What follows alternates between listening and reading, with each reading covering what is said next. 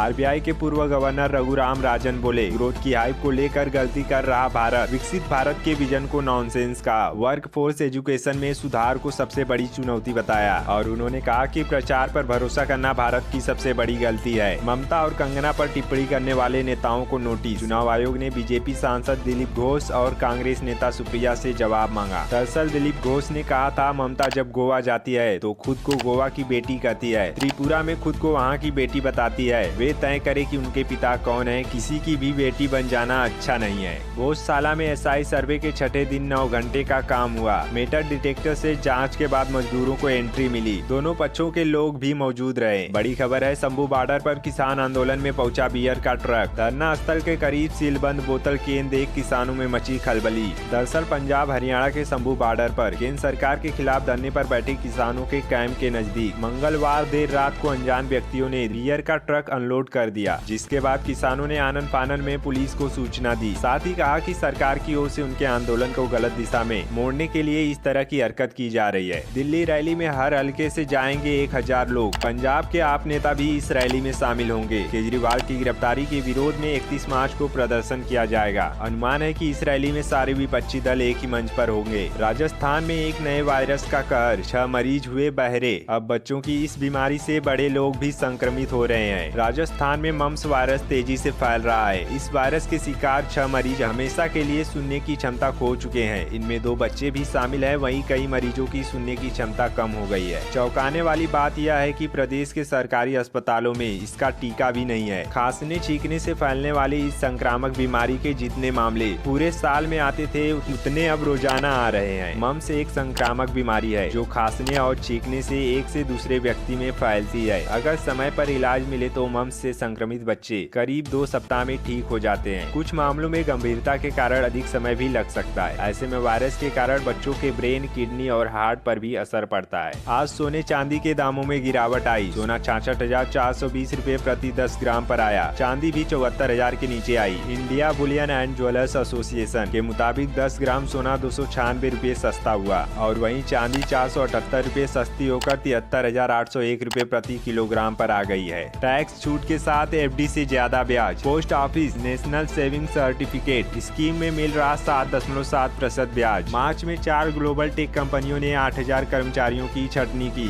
Ericsson ने 1200 और del technology ने 6,000 कर्मचारियों को हटाया। कंपनी का यह फैसला इस साल कास्ट कटिंग को ध्यान में रखकर लिया गया है। एआई को भी इसके लिए जिम्मेदार ठहराया जा रहा है। खबर है, एलआईसी दुनिया का सबसे मजबूत बीमा ब्रांड बना। कंपनी का मूल्य 9.8 अरब डॉलर पर स्थिर हुआ। इंश्योरेंस पॉलिसी के नियमों में बड़ा बदलाव किया गया। बैंक बीमा से देर से पॉलिसी सरेंडर करने पर ज्यादा मूल्य मिलेगा। इरडा ने इन नियमों को अधिसूचित किया है। इस नियम के अनुसार पॉलिसी धारक जितनी देर से अपनी जीवन बीमा पॉलिसी सरेंडर करेंगे, उन्हें उतना ही ज्यादा मूल्य मिलेगा। इसके लिए भारतीय बीमा विनियामक एवं विकास प्राधिकरण इरडा ने विभिन्न नियमों को अधिसूचित किया है। इंडिगो अंतर्राष्ट्रीय और घरेलू मार्गों पर अपनी सेवाएं दोगुनी करेगा। एयरलाइन के सीईओ ने यह बात कही। केजरीवाल केस में बयान को लेकर अमेरिकी डिप्लोमेट को तलब किया गया। यूएस ने कहा था निष्पक्ष चुनाव हो। भारत ने इसके जवाब में कहा न्यायपालिका पर सवाल न उठाया जाए, यह हमारे देश का आंतरिक मामला है। हिमाचल में बीजेपी के 6 नेता बगावत पर उतरे। बागियों के कारण ही 2022 में पार्टी सत्ता से बाहर हुई थी। इस बार उपचुनाव में अपनों को मनाने की चुनौती बीजेपी के सामने है। 21 राज्यों की 102 सीटों पर नामांकन का आज आखिरी दिन। इसमें तमिलनाडु की 39, राजस्थान की 12 और मध्य प्रदेश की 6 सीटें शामिल हैं। इलेक्शन कमीशन के मुताबिक नॉमिनेशन फॉर्म की जांच 28 मार्च को होगी। शरद पवार कांग्रेस और उद्धव से नाराज। शरद बोले गठबंधन धर्म नहीं निभाया। उद्धव ने 17 और प्रकाश अंबेडकर ने 8 सीटों पर प्रत्याशी उतार दिए हैं। जयशंकर बोले क्या रूस ने कभी भारत को नुकसान पहुंचाया। सिंगापुर में कहा हमारे रिश्ते हमेशा से अच्छे रहे हैं। भारत रूस ने अपनी हितों का ध्यान रखा है। दोस्तों हमें कमेंट में बताइए यह बात कितनी सत्य है। अगर रूस और भारत के रिश्ते सचमुच अच्छे हैं तो फिर रूस ने क्यों भारतीयों को धोखे से रूसी सेना में भर्ती कराया। अभी भी भारतीय रूस में फंसे हुए हैं। खबर है कि रूस में फंसे करनाल और पंजाब के साथ भारतीय युवाओं की घर वापसी की आस नहीं बन पा रही है। युवाओं के परिजन सरकार की ओर टकटकी लगाए बैठे हैं कि कब उनके बच्चों की वतन वापसी होगी, लेकिन अभी तक दूर दूर तक कुछ भी अपडेट नहीं मिल पा रहा है। सुनीता केजरीवाल बोली अरविंद कल कोर्ट में बताएंगे पैसा कहां गया। दिल्ली सीएम अरविंद केजरीवाल की पत्नी सुनीता ने बुधवार को वीडियो मैसेज में दिल्ली सीएम का संदेश लोगों को पढ़कर सुनाया। उन्होंने कहा कि शराब घोटाला घोटाले की जांच में ईडी को 250 से ज्यादा रेड में कुछ नहीं मिला। अब 28 मार्च को केजरीवाल जी कोर्ट में सबूत देंगे कि घोटाले का पैसा कहां गया।